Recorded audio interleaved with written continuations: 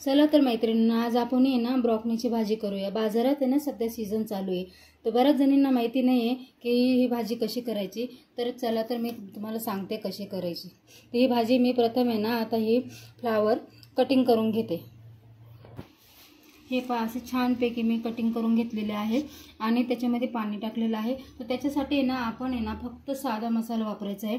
हे थोडंसं लाल तिखट घेतलेलं आहे मी, अर्धा एक चमचा, आणि हे कांदा लसूण अंबारीचा मसाला घेतलेला आहे। चला तर आपण ही भाजी बनवूया आता। हे पहा मैत्रिणींना, मी इथे आहे ना कढई तापायला ठेवलेली आहे। त्यात थोडंसं अर्धा चमचा मी हळद टाकते।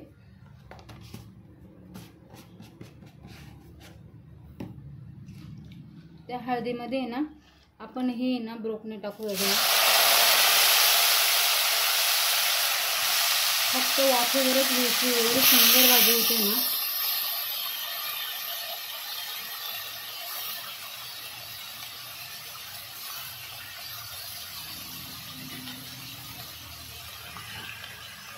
त्याच्यानंतर आहे ना 2 चमचे मी हा अंबारी मसाला टाकते, कांदा लसूण।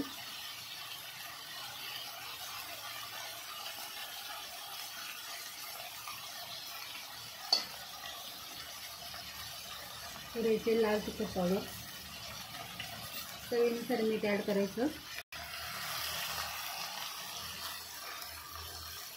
चवीनुसार मीठ टाकलेलं आहे। आता छान परतून घ्यायची।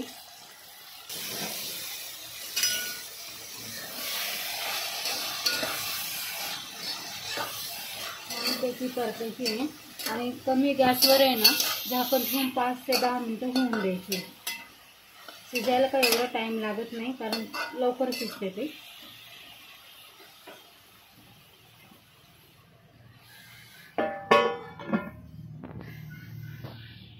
हे पहा मैत्रिणींना, सुंदर अशी भाजी तयार झालेली आहे। चला तर आपण खायला घेऊया आता ही भाजी। हे पहा मैत्रिणींना, छानपैकी अशी भाजी तयार झालेली आहे। मी इथे ज्वारीची भाकरी घेतलेली आहे, खिचडी भात घेतलेला आहे। चला तर जेवायला